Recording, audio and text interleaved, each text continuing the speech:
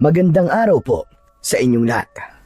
Sa araw po na ito ay isa na namang kwento ng kababalaghan at pakikipagsapalaran ang aking ihahatid sa inyo. Dahil sa problema sa lupa ay sinunog ang taniman ng mais at pinatay ang tatay ni Nitoy. Naiwan siya sa kanyang lolo Heron. Hindi nila matanggap ang pangyayaring yun, lalo na't alam nila ang may pakana ng lahat. Kagagawan yun ng pinuno ng aswang na abwak na si Alfonso na nais silang mapaalis sa lupa na ibinigay sa kanila. Nais maghiganti ni na Lolo Heron at Nitoy at papanagutin si Alfonso, kaya nga lang ay hindi nila alam kung paano yun gagawin dahil wala silang anumang kakayahan o bagay na magagamit sa kanilang plano. Subalit isang kababalaghan ang nangyari nang minsang nahulog si Nitoy. Kaya nagkaroon sila ng magagamit sa kanilang plano para makapaghiganti at lipulin ang lahi ng aswang abwak at mapagbayad ang pinuno na si Alfonso. Magtagumpay kaya ang maglolo? Ano nga ba ang bagay na nakatulong sa kanila para gawin ang plano? Malalaman natin yan sa kabuuan ng kwentong aking ibabahagi. Ngunit bago ang lahat mga idol, huwag po nating kalimutan mag-subscribe at i-hit ang notification bell sa aking YouTube channel na The Voice Addict at Apong Isaac para sa mas marami pang makapigil hiningang kwentong aswang at katatakutan mula sa mundo ng kababalaghan. Umpisahan na po natin ang kwento. Humahangos na tumatakbo si Mulong papalapit sa kaibigan niyang si Nitoy. Nitoy! Nitoy! May sunog! May nasusunog, Nitoy! Hayang ka na naman, Mulong eh. Nagpa-prank ka na naman eh. Niloloko mo na naman ako eh. Ano bang prank ang sinasabi mo? Hindi naman ako vlogger eh. Eh kasi sasabihin mong meron sunog. Tapos kapag tinatanong ka, ang isasagot mo, nasa kala ng sunog. Ikaw talaga, oo. Dati yun, pero hindi na ngayon. Kundi meron talagang nasusunog. Ayun o, tignan mo pa. Sabay turo ng batang si Mulong sa kanyang kaibigan na si Nitoy ang malakas na usok mula sa di kalayuan. Hala, oo nga, Mulong. May sunog nga. At ang lakas ng usok. Mga pananim na mais ang nasusunog, Nitoy. Teka, parang sa gawin yung naroon ng taniman ni Ama ng mga mais at munggo. Naku, mukhang dun nga sa taniman niya. Naku po, baka nga yung mga pananim ni Ama. Sandali, sasabihin ko lang sa kanya. Kailangan mapuntahan niya yung taniman. Nagmamadaling tumakbo ang batang si Nitoy para puntahan ng kanyang ama. Nakasunod si Mulong. Ano bang sunog ang sinasabi mo, Nitoy? Kanina lang inanggaling ako dun ah. Ayan nga. At pumitas pa ako ng ilang mais para mailaga natin mamaya. Dahil bukas ay aanihin na natin yon. Pero Ama, totoo po sinasabi ni Mulong. Ayun po ang lakas po ng usok. Natatanaw po mula dito makapal na usok, Ama. Patingin nga. Aba, totoo nga. May nasusunog na sa gawin yon. Sa direksyon ng taniman natin na mais. Nagmamadaling tumakbo si Paing upang puntahan ang kanyang taniman. Nakasunod sa kanya ang dalawang bata. Tama ang sinabi ni Mulong na ang taniman nga ng mais ng tatay ng kanyang kaibigan ang nasusunog. Malaki na ang apoy nang dumating sa kanyang taniman si Paing. Hindi na niya kayang apulahin ang sunog. Isa pa, wala ring magagamit na tubig upang patay ng apoy. Kaya napaluhod na lamang si Paing habang pinagmamasdan ang patuloy na pagtupok ng apoy sa kanyang pananim na mais na aanihin sana niyang lahat kinabukasan. Wala na. Wala na ang pananim kong mais. Nasunog ng lahat. Ama, bakit nasunog po ang mga tanim natin? Hindi ko rin alam, anak, kung paanong nasunog ang mga yan. Kanina po, bago po ako napadaan dito, ay may nakita po akong dalawang lalaki. Ano ka mo? Dalawang lalaki, Mulong? Opo, mga dayo po sila. Kasi kanina ko lang po sila nakita eh. Natatandaan mo ba ang kanilang mga itsura? Hindi po kasi nakasombrero po sila tapos may takip po na panyo sa muka. May maliit na galon pa nga po silang dala Sinunog kong ganun ang pananim natin nito eh. Sinunog ng mga hayop na yun. Ama, bakit po kaya nila sinunog? Saka sino po ang sumunog na yun? Hindi ko rin alam. Dahil wala naman akong kaaway eh. Saka, wala rin akong inargabyadong tao. Ang sasama nila, Ama. Grabe sila, ang sasama nila. Kaya nga, sana pala hindi ako umalis kanina nung makita ko sila. Nakasakay pa nga po sila sa motorsiklo Sayang ang mga pinaghirapan natin ng pananim. Maaabo lamang pala. Umuwi ang mag-amang Paing at Nitoy na lugo-lugo. Napakabigat ng pakiramdam ni Paing. Hindi niya basta matanggap ang nangyari sa kanyang mga pananim. Nakarating na rin kay Lolo Hiron na tatay ni Paing ang nangyaring yun. Ngayon lang ito nangyari na may sumunog sa mga pananim mo, Paing.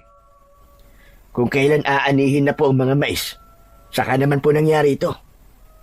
Malaki ang nawala sa akin, Tay. Paano ko po mababayaran ng mga pagkakautang natin? Siguro naman, hindi tayo pipiliting pagbayarin. Alam naman nila ang nangyari sa mga tanim nating mais.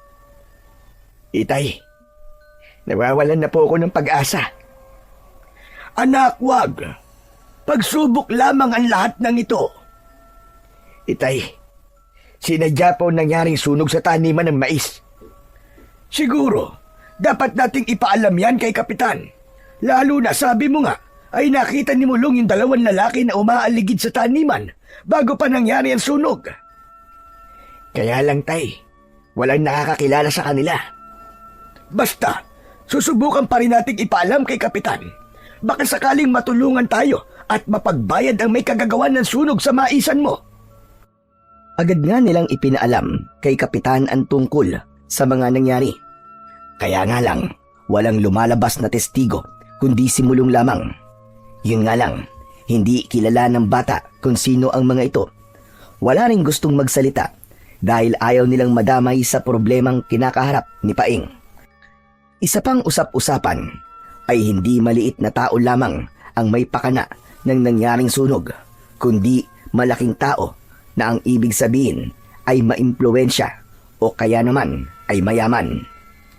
Ang lupang sinasaka ni Paing na pinagtataniman niya ng mais, munggo at iba pang mga gulay ay hindi talaga nila lupa, kundi pinayagan lamang silang magtanim doon at sakahin ito kesa nakatiwangwang lamang. Ang lupang yun ay pagmamayari ng biyudang si Mariana. Binibigyan na lamang ni Paing ng kabahagi ang biyuda na aabot sa 30% sa kinikita ng mga pananim dahil sa pagpapagamit ng lupa. Nasa 2 dekada na ring sinasaka ni Paing ang lupa ni Mariana na dati ang ama niya ang nagsasaka. Dahil siya na rin ang pinagkatiwalaang magbantay, kaya nga naging kasunduan nila na may bahagi ng lupa ang ibibigay na kay Paing bilang siya ang naging tagapagbantay nito. Yun nga lang, walang formal na katibayan o anumang papeles, kundi sa pag-uusap lamang. Nalaman ni Mariana ang nangyaring sunog sa mga pananim ni Paing, kaya awang-awa ang biyuda sa sinapit nun. Nakapanghihinayang naman, Paeng. Totoo po yun, Ma'am Mariana. Kaya lang po wala na po akong magagawa. Yun lang nangyari na may sumalbahe sa iyong mga pananim. Yun nga po ang ipinagtataka ko, ma'am. Bakit po nila sinunog? May alam po ba kayo kung sino pong gumawa noon? Hindi agad nakasagot si Mariana sa tanong na yon ni Paing. Agad niyang naramdaman na tila may alam ang byuda sa kung sino mang may kagagawan ng sunog. Tila walang narinig si Mariana sa tanong ni Paing at nagpaalam na itong umuwi. May kailangan pa akong puntahan, Paeng. Kaya uuwi na ako. Nagpunta lang ako rito para kumustahin kayo. Nag-alala kasi ako na baka may nasaktan sa inyo o nadamay sa sunog. Wala naman po, ma'am, sa awa po ng Diyos. Yun nga lang po, malaking dagok po talaga sa amin ang nangyari. Dahil walang-wala kami ngayon. Yung perang darating na inaasahan namin, Natupok dahil po sa sunog. Hayaan mo. Kahit paano ay magbibigay ako ng tulong sa abot ng makakaya ko. Salamat po, Ma'am Mariana. Pero sana nga ay may lumabas na testigo para maparusahan ang nanunog sa mga tanim ko. Sana nga, Paeng, para makulong sila. Nang mga sumunod na araw, ay naramdaman na ni Nitoy ang epekto ng pagkakasunog ng mga pananim ng kanyang ama. Dati-rati, kapag anihan ng mais, ay sagana ang pagkain nila sa mesa. Bukod sa nilagang mais, ay may iba pang pagkain ang nakahanda. Pero dahil sa nangyari, may pagkakataon na wala silang makain. Kundi, kailangan pang dumayo sa kabilang baryo ang ama niya para lamang makisaka at may maiuwing konting halaga o ilang kilo ng bigas para may pansaing sila. Sige na, Nitoy. Iuwi mo na tong 2 kilong bigas. Ipinabibigay ito ng nanay ko. Wag na, Mulong. Alam ko, kailangan nyo rin yan eh. Ano ka ba? Maraming bigas sa amin. Kasi nga, may ipinadala ang lolo namin galing sa ani nila. Saka si inay ang nagpapabigay nito. Para may maisaing kayo. Di ba sabi mo, wala pa kayong iluluto? Sige na nga, kung mapilit ka. Kukunin ko na yan. Salamat ah. Dapat lang kunin mo na. Saka kung sa amin nangyari yon, tsak na ganun din naman ang gagawin ng tatay mo eh. Tutulungan din kami. Mulong, maraming salamat talaga. Pakisabi na lang sa inay mo. Salamat. Wala yun. O sige, iuwi mo na yung bigas para makapagluto na kayo. Saka na labang tayo magdaro. Bitbit na ni Nitoy ang plastik ng bigas na bigay ni Mulong. Sa gaya nilang walang-wala, ay malaking tulong yun para meron silang makain. Kaya ulam na lang ang kanilang poproblemahin. May gulay naman silang pwedeng anihin na nakatanim sa paligid ng kanilang bahay. Nang sumunod na araw, ay may taong dumating sa bahay ni Paeng. Noon lang nila nakita ang taong yun.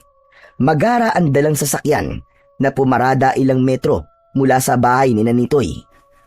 Makikita na mayaman ang lalaking yon.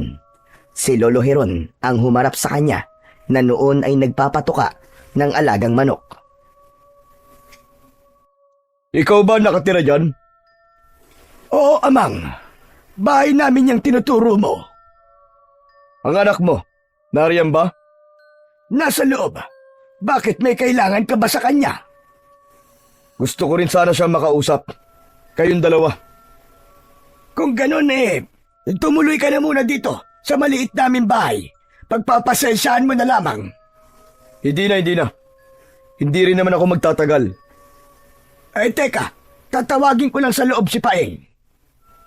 Subalit bago pa pumasok ng bahay si Lolo Heron, ay nakita niya ng papalabas na ng bahay ang anak na si Paeng. Lumapit ito sa kanila. Oh, ito na pala si Paeng. Bakit po, Itay? Sino po ba sila? At anong kailangan sa atin? Ako si Alfonso. Naparito ako para sa mahalagang bagay na dapat niyong malaman. Mahalagang bagay? Teka, ano naman po yun? Kailangan na kayong umalis sa lupang to. At ititigil mo na ang pagtatanim sa lupang sinasaka mo. Teka lang. Bakit mo kami paaalisin dito sa tinitira namin? Sa amin ang lupang ito. Bahagi namin ito sa ninuno ni Ma'am Mariana. Dahil matagal akong naglingkod sa kanila. Sa akin na to. At may papeles akong hawak na magpapatunay na sa akin ang lupang ito. Sandali lang, sir. Sobra na kayo ah. Bigla niyong aangkinin ang lupang ito na matagal na panahon ang tinitirahan namin. Siguro nga matagal na kayo.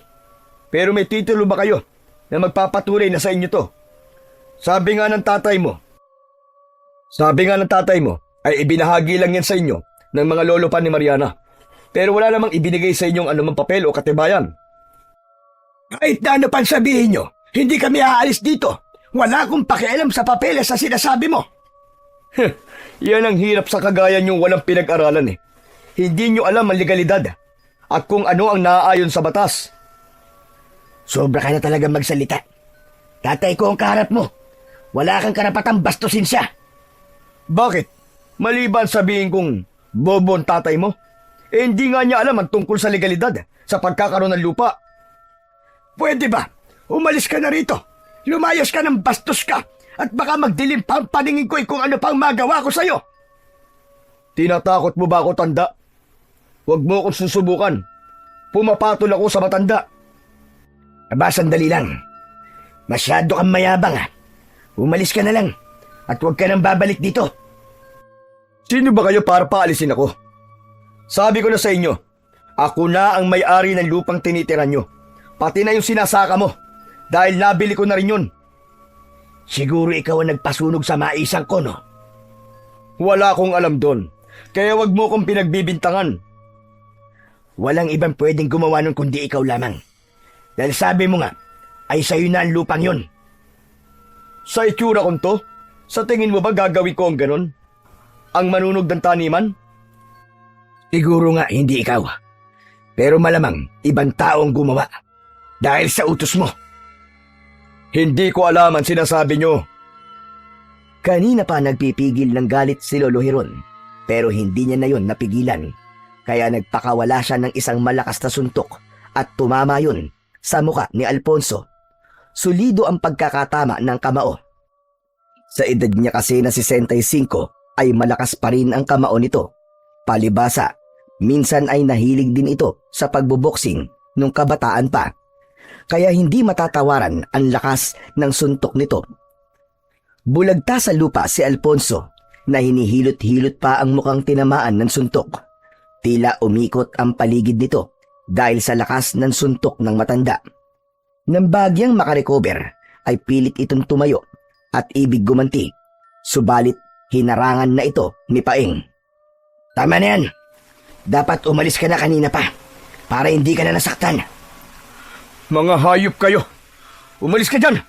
Huwag mong harangan ang tatay mo! Anak, sige, tumabi ka. Mukhang gusto yata makaganti. Tignan ko lang kung makakaganti. Baka gusto yata makatikim ulit ng sapak. Tama na po, Itay. Alfonso, umalis na lang kayo. Ano? Aalis ka ba o bibigyan pa kita ng isang malakas na suntok? Baka gusto mong makatikim ng isa pang suntok ni Manny Pacquiao. Nabahag na ang buntot ni Alfonso. Ramdam niya na wala siyang laban sa matandang si Lolo Hiron.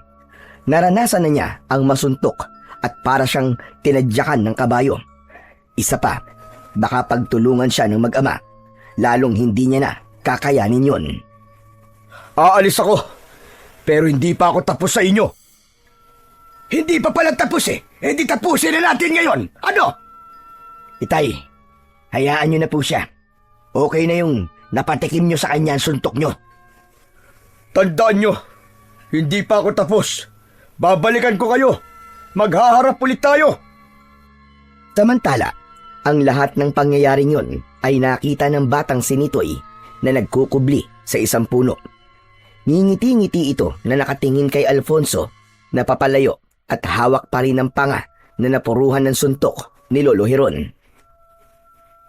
Wala pala siyang binatbat kay Lolo Hiron eh. Isang suntok lang, bulagta kagad siya. Paano kung sinuntok pa uli siya? Baka nakatulog na siya ng tuluyan. Tumakbong lumapit ang bata sa kanyang lolo at ama. Malaki ang pagkakangiti na nakatingin sa mga ito. Oh, Nitoy, bakit pangiti-ngiti ka riyan? Ayos po si Lolo Hiron, ang astig. Walang panama si Manny Pacquiao. Ibang klase ka pala, Lolo Hiron. Ang lakas mong sumuntok. Kaya wag siyang loloko-loko sa akin. Abay talagang hindi siya sasantuin ng kamao ko. Lolo, turuan niyo rin po ako ng ganun. Gusto ko po, ganun din kalakas ang suntok ko. Anak, hindi na kailangan yun. Lalo ka lang mapapalapit sa away eh. Paeng, mainam din na marunong manuntok ang apo ko. 12 anyos na siya, kaya kailangan matuto siyang ipagtanggol ang kanyang sarili kahit papano. Iniiwas ko lamang po sa gulo si Nito, Itay. Hayaan mo, apo. Ako ang bahala. Tuturuan kita ng pagboboksing. Ay, nako. Bahala na nga kayong maglolo. Pero, Itay, may malaki po tayong problema. Baka nakakalimutan nyo. Oo nga pala. Hindi ko rin maintindihan yung mga sinabi ng Alfonso na yon. Sinabi niyang siya na ang nagmamay-ari ng lupaing tinitiran at sinasaka mo, Paeng. Iisa lang po ang ibig sabihin nun, na ibenta na sa kanya ni Ma'am Mariana ang lupa. Upang maging malinaw at magkaroon ng kasagutan ang pagtataka ni na Paeng at Lolo Heron, ay nagpasya sila na puntahan na lamang si Mariana sa kanyang tirahan. Ganon na lang ang kanilang pagtataka dahil nagliligpit ito ng mga gamit, katulong ang kanyang mga kasama sa bahay. Ma'am Mariana, pasensya na po kayo sa pang-aabala namin ng itay ko. Inaasahan ko ang pagpunta nyo rito, Paeng. May ilang bagay lang po kasi kaming ibig linawin sa inyo. Alam ko na yun, dahil sa pagpunta sa inyo ni Alfonso. Opo, ma'am. At hindi naging maganda ang paghaharap namin. Bakit? Ano bang nangyari? Nasuntok po siya. Hindi napigilan ni Itay ang kayabangan ni Alfonso, kaya pinatikim ng isang suntok. Pero bakit naman umabot sa ganon? Isa-isang ikinuwento ni Paeng kay Mariana ang dahilan ng pagpunta sa kanilang bahay ni Alfonso. Sinabi nga na pinapalayas na sila sa kanilang tinitirhan, maging ang pagtatanim sa lupa ay itigil na rin. Ano ka ba? Yun ang ibig mangyari ni Alfonso. Oo, Ma'am Mariana. Dahil ang sabi niya, kanya na ang lupa at nabili na raw niya. Totoo po ba ang sinabi niya, Ma'am Mariana? Pasensya na kayo, Paeng. Totoong naibenta ko na sa kanila ang lupa. Dahil ayoko na ring manatili pa rito. Gusto ko magsimula ng buhay sa ibang lugar. Kung ganun totoo pala, ang sinabi niya sa amin. Pero Ma'am Mariana, alam niyo naging usapan at pangako sa akin ng mga ninuno niyo. Yung aming tinitiran ay sa amin na at maaari kami magsaka sa lupa. Sinabi ko yung kay Alfonso. Yun ang kasunduan namin ng ibenta ko, na hindi kayo maaaring paalisin dahil sa inyo na ang lupaing kinatitirikan ng bahay nyo. Yun nga lang, walang papeles na kayo ang nagmamayari. Iisa lang kasi ang titulo ng lupa. Kasama doon yung tinitirhan nyo.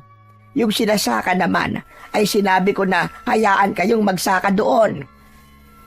Pero Ma'am Mariana, hindi ganun ang ibig niyang mangyari. Kundi ang gusto niya ay palayasin kami sa aming tinitiran at itigil ang pagsasaka namin. Kaya nga, malakas ang kutob ko na may kinalaman siya sa pagsunog sa taniman ng mais. Nakakalungkot naman na hindi pala marunong tumupad sa aming naging kasunduan si Alfonso. Kaya nga, hindi ko gaanong tinaasan ng presyo dahil ang gusto ko ay may pagpatuloy niyo ang pagsasaka. Kaya lang, hindi pala siya marunong tumupad sa usapan. Paano na ngayon yan, Ma'am Mariana? Ano nang gagawin namin? Ako po ang bahala. Kakausapin ko siya. Kung hindi siya tutupad sa kasunduan, ay magdadagdag ako ng halaga. Tutal hindi pa naman sarado ang aming kasunduan. May balanse pa siyang ibibigay sa akin. Ma'am Mariana, paano naman po kung hindi siya pumayag? Kailangan pumayag siya. Saka yung perang hihingin ko ay itutulong ko sa inyo. Para kung ipilit niya ang pagpapalis, ay may magagamit kayo sa pagsisimula. Pangako ko yan sa inyo. Alam mo naman, Lolo Heron, na pinahahalagahan ko ang naging pagmamalasakit niyo sa aming lupa. Matagal kayong pinagkatiwalaan ng mga ninuno ko. Kaya nga binigyan kayo ng lupa na pinatayuan nyo ng bahay. Maraming salamat, Ma'am Mariana. Sana nga ay mapapayag mo si Alfonso dahil hindi rin namin alam kung saan kami pupunta at paano magsisimula kapag pinaalis kami sa aming tinitirhan. Gaya ng ipinangako ni Mariana, sa mag-amang Heron at Paeng, ay kinausap niya si Alfonso. Kaya lamang, hindi naging maayos ang kanilang pag-uusap. Ayaw nitong pumayag sa ibig mangyari ni Mariana na manatili ang pamilya ni Paeng sa kanilang bahay, kundi dapat na itong umalis at iwan na rin ang pagsasaka. Hindi maaari. Ayoko nang gusto mo mangyari, Mariana. Yun naman ang pakiusap ko sa'yo. Akin ang lupa, kaya may karapatan ako sa anumang gusto ko. Pero binabaan ko ang halaga. Dahil nga ang ibig ko ay makinabang pa rin sina Paeng. At isa pa, Ikaw man ay makikinabang dahil may parte ka sa kanilang magiging ani. Ang gusto ko, umalis na sila. Iwan na nila ang bahay at ang pagsasaka. Kung magbamatigas ka, Alfonso, babalik ko na lamang ang halagang binayad mo. Hahanap na lang ako ng ibang bibili. Yung papayag sa magiging kasunduan. Sa palagay mo ba ipapayag ako? Tapos na ang transaksyon natin, Mariana. Kahit sana ang tinitirhan ni na Paeng ay wag mo nang pakialaman, Alfonso. Dahil wala silang malilipatan. Maliit na parte lang yun ng lupa, ikaw naman. Huwag mo nang ipilit ang gusto mo, Mariana. Kung hindi talaga kita mapapakiusapan, binabawi ko ng diskwento na binigay ko. Magdagdag sa ibayad mo. Dahil ayaw mo sundin ang pakiusap ko. Itutulong ko ang karagdagang bayad mo sa pamilya ni Paeng para kahit paano may magamit sila sa kanilang pag-alis at pag-umpisa ng panibagong buhay. Napakahirap mong kausap, Mariana. Sabi ko nga sa'yo, tapos na ang pag-uusap natin. Kaya wala akong idadagdag sa'yo. At lalong hindi ako papayag na manatili pa si Paeng sa lupang nabili ko. Ang dapat sa kanila, lumayas na! Hindi papayag si Mariana na maging kawawa ang pamilya ni Paeng. Kaya ipipilit niya ang dagdag na halaga para sa lupang binibili ni Alfonso. Anong sabi ni Mariana, Paeng? Gagawa daw po siya ng paraan, Itay. Hindi siya papayag na basta tayong paaalisin. Kung sakaling aalis tayo dito, may pera tayong magagamit para humanap ng matitirhan. Mabuti na lang. Talagang mabait si Ma'am Mariana. Tama po kayo, Itay. Siguro dahil ayaw din niyang malasin siya sa buhay. Kung sa bagay, dahil nga yun ang pangako niya sa mga ninuno na nag-iwan sa kanya ng pamanang lupa. Kaya handa tayong tulungan ni Ma'am Mariana. Kaya lamang, ng sumunod na araw, ay gano'n na lamang ang gulat ng mag-amang Heron at Paeng dahil sa balitang kanilang nalaman. Bago pa umalis si Mariana at lumipat sa ibang lugar dahil naibenta na ang mga ari-arian, ay natagpuan duguan at wala na itong buhay. Pinasok ng masamang nilalang ang bahay ni Mariana. Magulo ang loob ng kwarto nito at may bakas pa ng putik at lupa ang loob ng bahay. Kawawa naman po si Ma'am Mariana, Itay. Bakit kailangang mangyari ito sa kanya? Itay, paano na tayo ngayon? Ama, kung wala na po si Ma'am Mariana, edi aalis na rin po tayo dito kasi po, yun po ang gusto ng bagong may-ari, di ba? Ewan ko, anak. Naguguluhan na ako. Hindi tayo aalis. Ipaglalaban natin ang karapatan natin sa lupang tinitira natin. Hindi na baling pagbawalan tayo magsaka. Makakahanap pa naman tayo ng ibang pwedeng sakain. Kaya lamang, itong kinatitirikan ng bahay natin, sa atin ito, ibinigay na ito sa atin. Dito pa rin po tayo, Lolo. Oo, Apo, dahil may karapatan tayo dito. Itay, sa palagay niyo po, may kinalaman ng Alfonso na yon sa sinapit ni Ma'am Mariana? Dahil sa mga nangyari, yun talaga ang maiisip natin, na malaki ang kinalaman ng taong yun sa naging kamatayan ni Ma'am Mariana. Bagamat wala silang sapat na katibayan tungkol sa pangyayaring yun, para sa kanila, kagagawan talaga yun ni Alfonso, lalo na't hindi naging maayos ang pag-uusap nina Alfonso at Ma'am Mariana. Sa kabila ng mga nangyari, ay hindi pa rin umalis ng kanilang bahay ang pamilya ni Paeng, na malagi pa rin sila roon. Akala ko aalis na kayo, Nitoy. Yun nga ang gusto ng bagong may-ari ng lupa. Kaya lang ang sabi ni Ama, huwag kaming umalis. Kahit si Lolo Heron, ayaw din niya kaming umalis. Ako man, Nitoy. Ayoko rin na umalis kayo kasi mawawalan ako ng kaibigan at kalaro. Ako rin naman, Mulong, kasi masaya ako rito. Sana ang pinatay na lang yung si Mang Alfonso, hindi si Ma'am Mariana.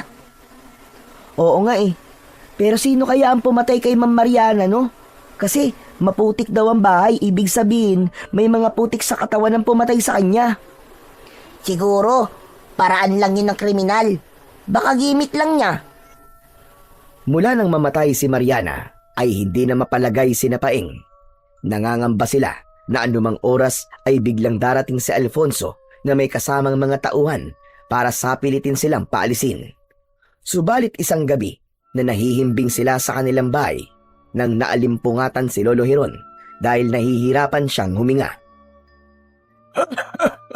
Ay, kinakalapos ako sa paghinga. Ano ba nangyayari? Teka, may makapal na usok dito sa loob ng bahay ko. Lolo Hiron, may sunog po. Nasusunog po ang bahay natin. Mabagin langit, kinain na ng apoy itong bahay natin. Halika Apo, lumabas na tayo. Bilisan mo! Teka po, Lo, si Ama po. Galing po sa kwarto niya ang apoy. Halika, puntahan natin. Baka kung napapano na siya. Dali Apo! Nagmamadaling pinuntahan ng maglolo si Paeng sa tinutulugan nito. Inabutan nila roon si Paeng na nakadapa sa sahig at tila wala ng malay. Paeng! Paeng, gumising ka! Gising! Kailangan na nating umalis dito sa loob ng bahay! Gumising ka!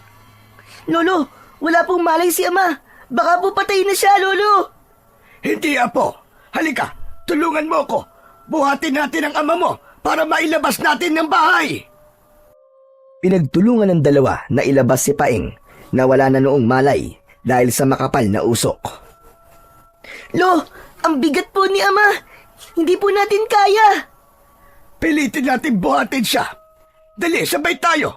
1, 2, 3. Nahihirapan tayo nito'y.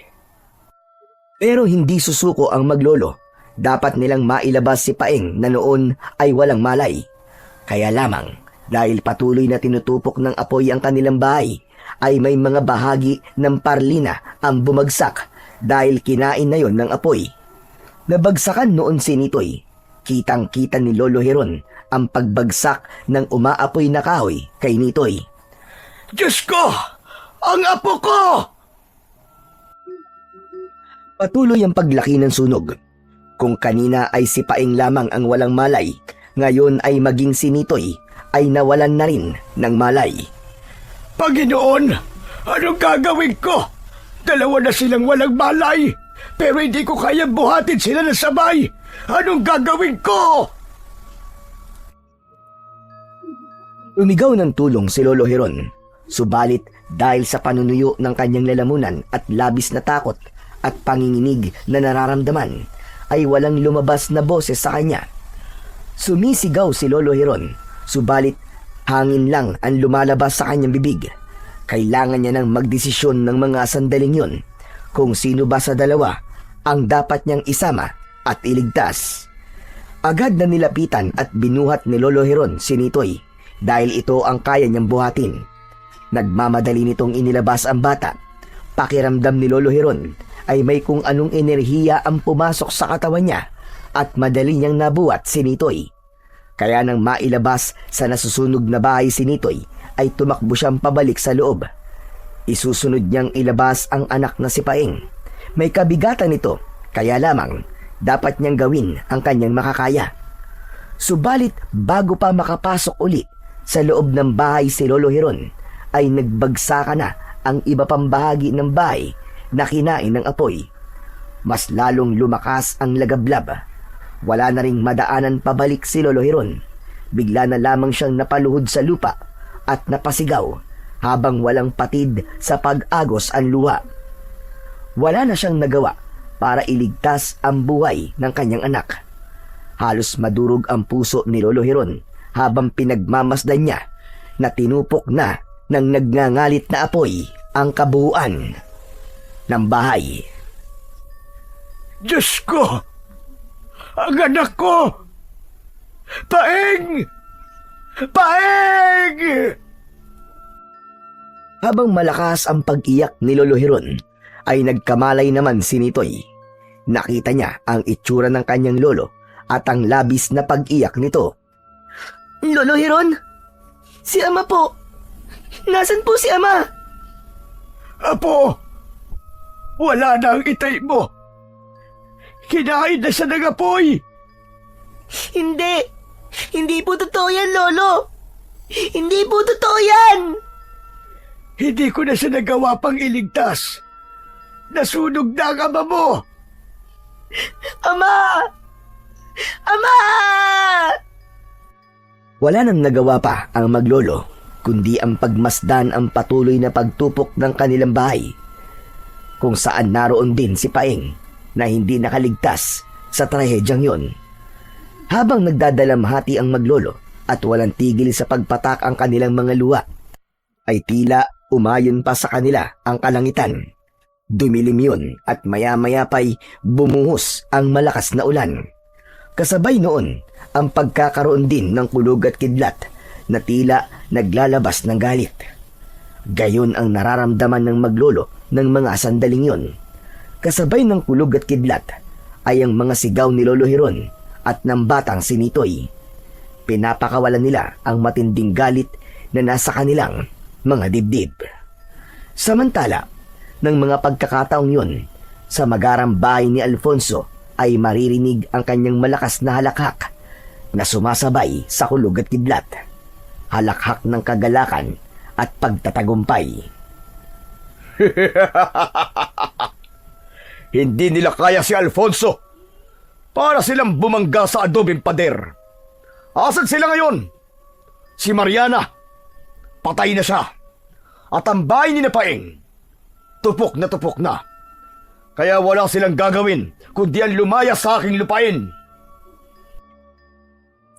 Ang tanging alam ni Alfonso ng mga sandaling yon ay natupok lang ang bahay ni Paeng. Wala siyang kamalay-malay na maging si Paeng ay kasamang nasunog. Ang sinapit naman ni Mariana ay kagagawan din niya dahil sa pakikipagmatigasan nito at nais ibalik ang perang ipinambayad niya sa lupa para ihanap yon ng ibang bibili. Hindi si Alfonso ang pumatay kay Mariana, kundi ipinag-utos lang niya yon sa kanyang mga alagad.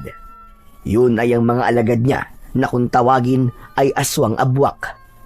Ang uri ng aswang na may kakayahang maglungga sa ilalim ng lupa at gamiting daan ang ilalim ng lupa patungo sa kanilang magiging biktima. May kakayahan din silang maging isang uri ng mapanganib at mapanlinlang na hayop, gaya ng isang uwak na handang pumatay.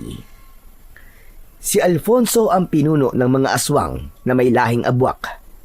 Kaya siya interesado sa lupa ni Mariana dahil nakita niyang mainam na lugar ang lupain nito para sa kanyang plano. Sa lugar na yun sila bubuo ng isang balwarte upang paramihin at palakasin ang kanilang lahi.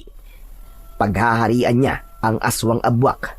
Yun ang nais ni Alfonso na matagal niya nang ibig gawin.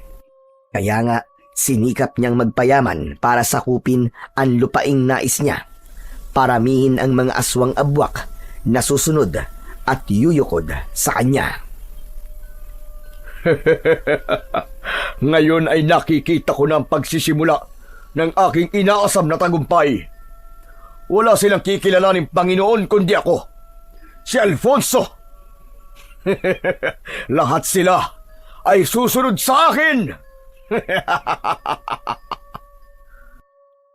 Umila na ang ulan. Pumayapa na rin ang kanina'y nagwawalang damdamin ni Lolo Hiron at Nitoy. Wala na silang magagawa pa. Patay na si Paeng at kailangan nilang tanggapin yun.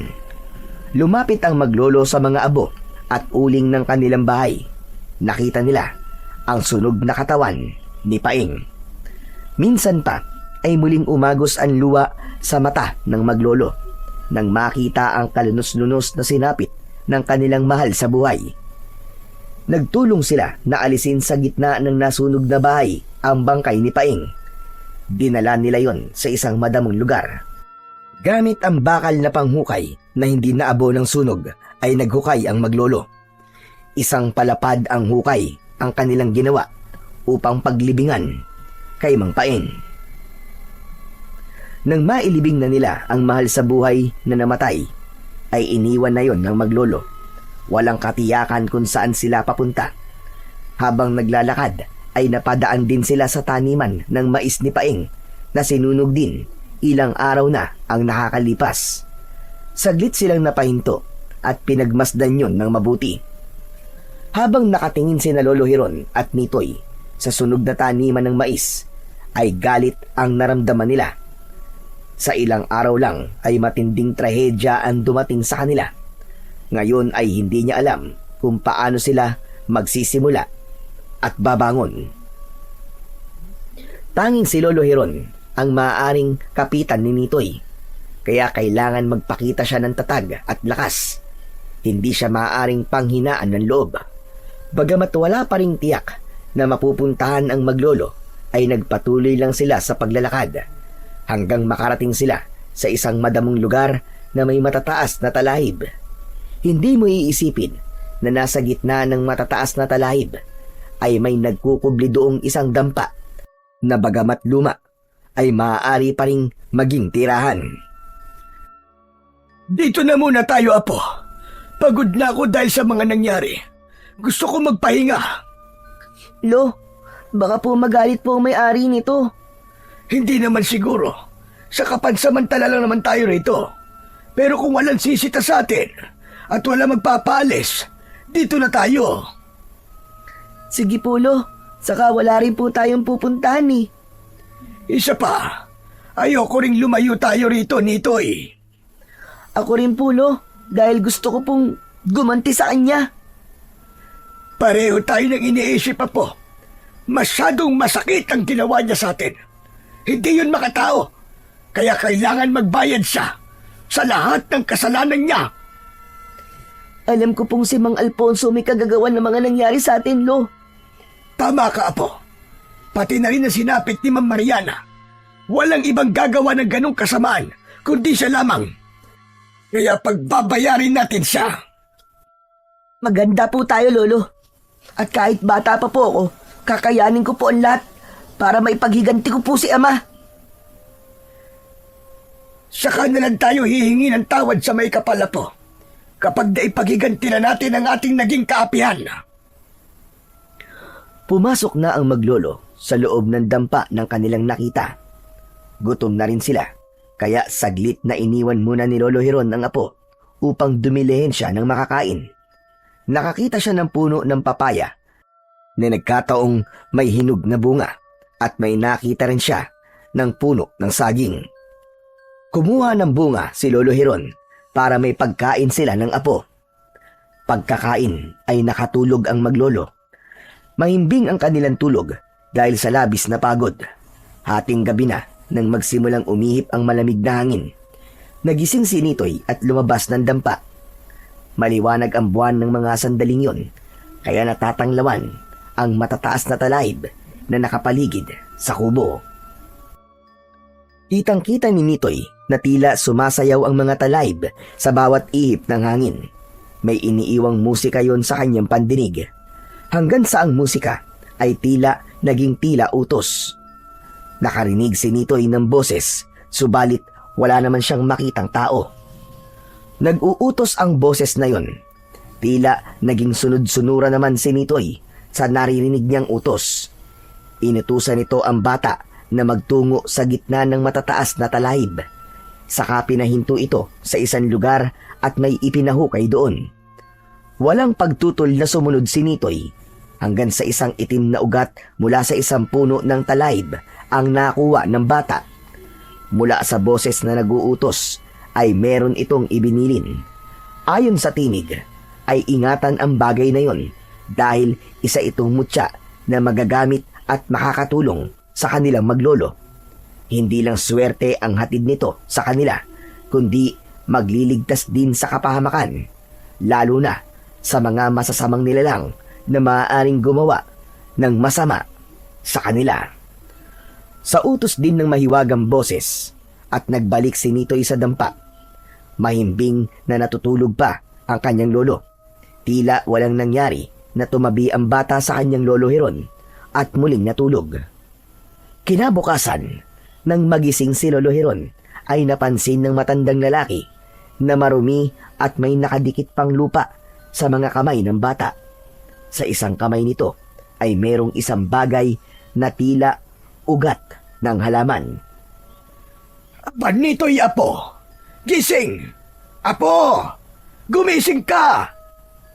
Lolo naman eh, Ang sarap-sarap pa ng tulog ko. Bakit po ba? Ano po ba yun? Saan ka ba galing ha? Bakit ang dumi ng kamay mo? Saka, ano ba yung hawak mong ugat? Itapon mo nga yan. Nagtataka na pinagmasdan ni Nitoy ang kanyang kamay at ang ugat ng halaman na nasa isang kamay niya. Lolo, ano po kayang ibig sabihin nito? Ano bang sinasabi mo? Bakit? Hindi mo ba alam kung bakit marumi ang kamay mo at meron kang ugat ng halaman? Mukhang ugat pa nga ng talahib yan, tignan mo. Oo nga pala, Lo. Kagabi po, tila po nananaginip ako. Kaya lamang bakit marumi po ang kamay ko at hawak ko tong ugat ng halaman. Upang di na mag-usisa pa si Lolo Hiron, ay sinabi ni Nitoy kung ano ang kanyang panaginip. Matamang pinakinggan ng matandang lalaki ang kwento ng kanyang apo. Nitoy, sigurado ka bang panaginip lamang yon? Kung panaginip lamang yon, abay, bakit ganyan ang kamay mo? At may hawak ka pang ugat? Ang ibig niyo po bang sabihin, Lo? Hindi yun panaginip kundi totoong nangyari. Nag-ukay po talaga ako ng ugat ng talahib. Oo, apo. Ganun na nga. Kung totoong ginawa ko po yun, edi totoo din po yung sinabi ng mahiwagang tinig sa akin na napakinggan ko po sa panaginip ko. At sabi po, ay may pambihirang katangian po ang ugat na to, Lolo. At dapat ko pong ingatang mabuti. Isa raw po tong mutya. Bagamat may pagdududa si Lolo Hiron sa sinabi ng kanyang apo, ay nanahimik na lamang siya. Malalaman ang katotohanan sa mga darating na araw. Yun ang tanging naisip ng matandang lalaki. Samantala, labis na ikinatuwa ni Alfonso nang malamang wala na sa lupang nabili niya kay Mariana ang pamilyang sagabal sa kanyang mga plano. Nalaman na rin niya na namatay na sa sunog si Paeng. Sorry na lamang sa kanya. Hindi ko rin naman gustong pati siya ay masunog dahil ang nais ko lamang ay umalis sila. Pero nasa na kaya ngayon ang maglolo? Ba't ko ba iniisip ang mga taong yun? Wala naman akong pakialam sa kanila. Kaya bahala na sila sa buhay nila. Totoong ikinatuwa ni Alfonso na wala nang hadlang sa lupang nabili niya kay Mariana.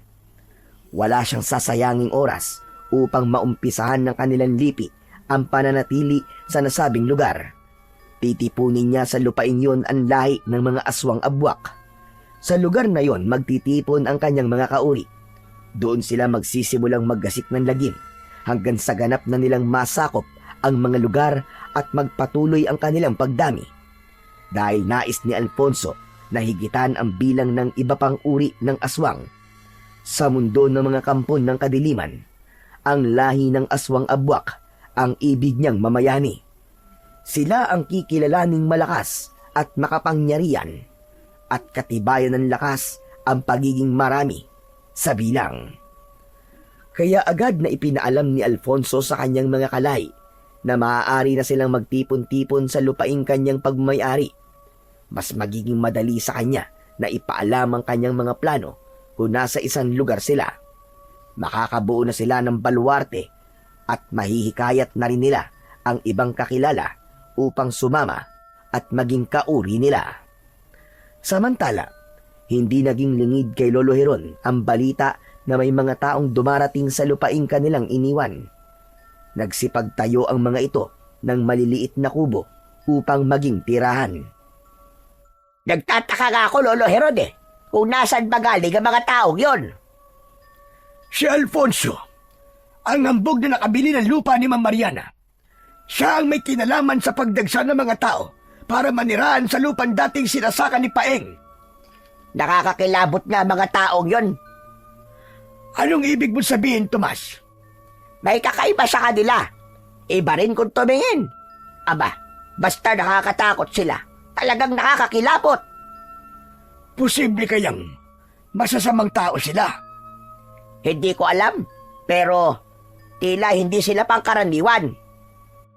Naging palaisipan kay Lolo Hiron ang sinabi ng isang dating kapitbahay na si Tomas. Minsan niyang nakasalubong ito at ipinaalam nga ng matandang lalaki kay Tomas na hindi sila tuluyang lumayo at nagtungo sa ibang lugar. Dahil mas gusto pa rin nilang malapit sa dating tirahan. Isa pa, hindi nawawala sa isip niya ang binuo nilang plano ng kanyang apong si Nitoy. Yun ay ang pagbayarin ang taong may kagagawan ng naranasan nilang paghihirap. Dahil tinipon na ni Alfonso ang mga kauri niyang aswang sa lupaing nabili niya, kaya naman ng mga sumunod na gabi ay nababalot na ng lagim ang baryo. Nagkanya-kanya ng pagsalakay ang mga aswang abwak. Nagagawa nilang pumasok sa ilalim ng lupa patungo sa mga kabahayan. Sinasalina nila ng kanilang laway sa pamamagitan ng pagkagat sa biktima ang mga tao. Kapag nagkaroon na yun ng bisa sa takdang panahon, ay magiging kauri na rin sila. Magiging bahagi na rin ng kanilang lahi. Kaya hindi magtatagal, maghahari sa lugar na yun ang mga aswang abwak. Ang hindi naman nila makukumbinsi para maging kauri ay patitikimin ng galit at kamatayan. Nang mga sumunod na araw ay nakarating na kina Lolo Hiron ang lagim na nagaganap sa lupaing kanilang iniwan.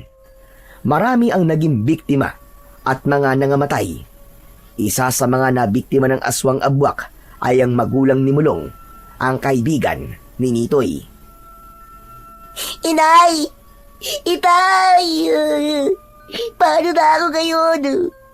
Saan na ako pupunta? Mulong, ba't narito ka sa gubat? Anong ginagawa mo rito? Nitoy, salamat nakita kita. Tama yung narinig ko. Hindi nga pala kayo umalis. Humanap lang kami na mapagtataguan, Mulong. Teka, ba't ka nga pala umiiyak? Tinatawag mo pa ang itay at inay mo. Nitoy, wala na. Wala na sila inay at itay. Pinatay sila ng aswang abwak. Ano? Aswang abwak? Oo, Nitoy. Aswang na nakakapasok sa ilalim ng lupa. Tapos biglang lumitaw sa loob ng bahay namin at pinatay sina itay at inay. Buti na lang nakatakbo ko. Tapos hindi nila ako nasundan hanggang sa makarating ako dito sa may damuhan. Naku, Mulong. Kawawa ka naman. Ulila ka na rin pala. Oo. Pero buti ka pa nga, Nitoy eh. May Lolo Hiron ka pa. Ako wala nang kasama, mag-isa na lang ako. Kaya nga hindi ko na alam kung saan ako pupunta ngayon. Kung gusto mo, Mulong, sumama ka na lang sa amin ni Lolo Hiron. Talaga? Okay lang kaya sa lolo mo? Oo naman, Mulong. Saka sabi mo nga, wala ka nang mapupuntahan, di ba? Kaya tayong tatlo na lang ang magsama. Sige, ayos yun. Kaysa kung saan-saan ako tumira. Isinama ni Nitoy ang kaibigan si Mulong sa dampa na kanilang tirahan. Ipinaalam din niya kay Lolo Hiron ang masaklap na sinapit ng mga magulang ni Nitoy. Nakalulungkot na lumaganap na at nagasik na ng lagim ang mga aswang na abwak. Lolo, marami na po akong napapahamak. Maswerte pa nga rin po ako dahil nakaligtas po ako sa mga halimaw na aswang. Kaya lang, minalas po talaga sina inay at itay. Malang na sumama ka sa amin, Mulong, dahil baka mamaya, ikaw man hinahanap na rin ng mga aswang na yon. Kami ni Lolo Hiron ang bahala sa'yo, Mulong. Huwag ka mag-alala. Maraming salamat, Nitoy ah. Buti na lang, may kaibigan akong kagaya mo. Kasalukuyang nag-uusap ang tatlo sa loob ng kubo nang may naramdaman si Mulong na tila ingay mula sa kung saan. Narinig din yun ni Nitoy. Anong ingay po yun, Lolo Hiron? Parang ingay po na mula sa ilalim ng lupa. Oo nga po. Ngayon lang ako nakarinig ng ganong ingay. Parang may binubungkal at patungo rito sa atin. Nakita ni Nitoy at Lolo Hiron ang takot sa muka ni Mulong. Lolo Hiron, umalis na po tayo rito. Paparating na po sila. Anong paparating, Mulong? Yung aswang abwak. May aswang abwak na mapunta rito. Tara na, umalis na tayo. Totoo ba yung sinasabi mo, Mulong? Opo, Lolo Hiron. Ganyan din po ang ingay na narinig ko nang may mga aswang abwak na biglang lumitaw sa loob ng bahay namin galing sa ilalim ng lupa. Agad na nagdesisyon si Lolo Hiron. Tumayo ito sa pagkakaupo upang lumabas sila ng dampa na kanilang kinaroroonan. Subalit akmang aalis pa lang sila ay lalong lumakas ang ingay na para bang may kung anong nilalang na dumadaan mula sa ilalim ng lupa. Hanggang lumitaw sa mismong harapan nila ang aswang abwak na may nakakatakot na anyo. Natakot ang dalawang bata. Agad ikinubli ni Lolo Hiron ang dalawang bata sa kanyang likuran. Siya ang humarap sa aswang abwak. Huwag mong pakikialaman ang mga apo ko! Ako ang harapin mo, halimaw ka! Walang anumang sandatang maaaring gamitin si Lolo Hiron, kundi naglakas loob lamang siya para protektahan ang dalawang bata. Nakatingin lamang sa tatlo ang aswang abwak na nandidilat ang mapupulang mga mata. Nagsimula na ring tumulo ang nakakadiring laway nito. Maya-maya pa ay suminghut-singhut ang aswang abwak. Bigla itong napaurong na tila natatakot. O ngayon, ano? Naduduwag ka, no? Dali! Lumapit ka!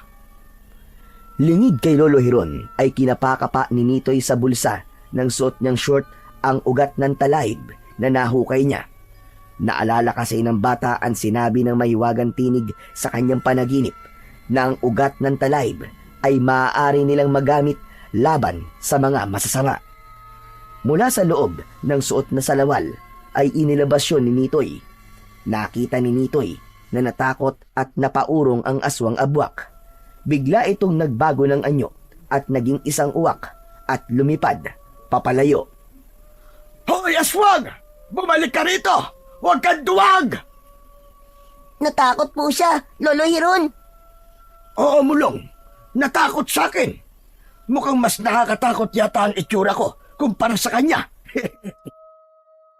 Lolo, sa akin po siya natakot, kaya biglang nagbago ang anyo niya at lumipad papalayo. Apo, ba't naman siya matatakot sa'yo? Sa gandang lalaki mong yan katatakutan ka.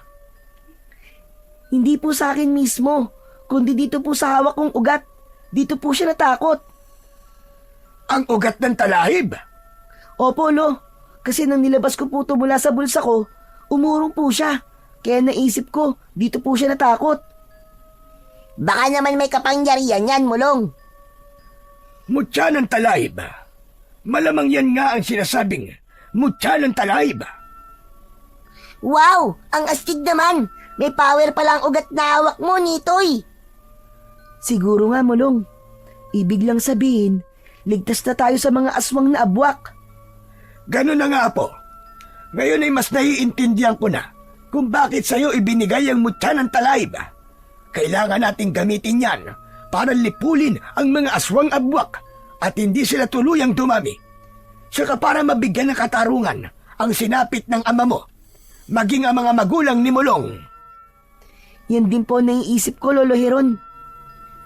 Dahil ang punot dulo nito ay ang masamang si Alfonso. Kailangan magbayad siya, pero uunahin nating ubusin ang mga alagad niyang aswang abwak.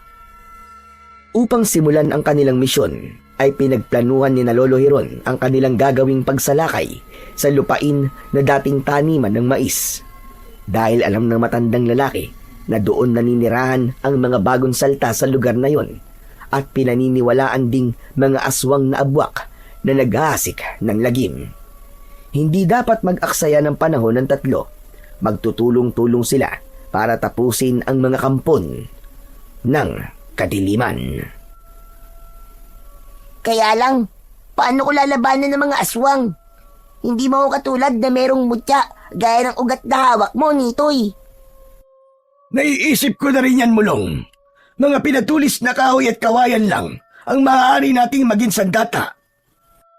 Lolo Hiron, ano kaya kung hatiin ko ang ugat ng talayib para magkaroon din kayo ni Mulong? Pwede kaya yon, Nitoy? Ewan ko po. Hindi ko rin alam eh. Pero pwede po nating subukan. Pinutol ni Nitoy sa 3 bahagi ang ugat ng talayb at ibinigay yon kay Mulong at Lolo Hiron. Tinanggap naman yon, bagamat nasa isipan pa rin ang pagdududa. Habang hawak nila ang talahib, ay nagkaroon ng malaking pagbabago sa katauhan ng tatlo. May mga tumubong damo sa kanilang katawan. Ala, anong nangyayari sa atin? Bakit tinutubuan ang damong katawan ko? Ako din, Mulong. Tinutubuan ang damong katawan ko. Pati na rin po kayo, Lolo Hiron. Naging taong talahib tayo. Ano tong nangyayari sa atin, Lolo Hiron?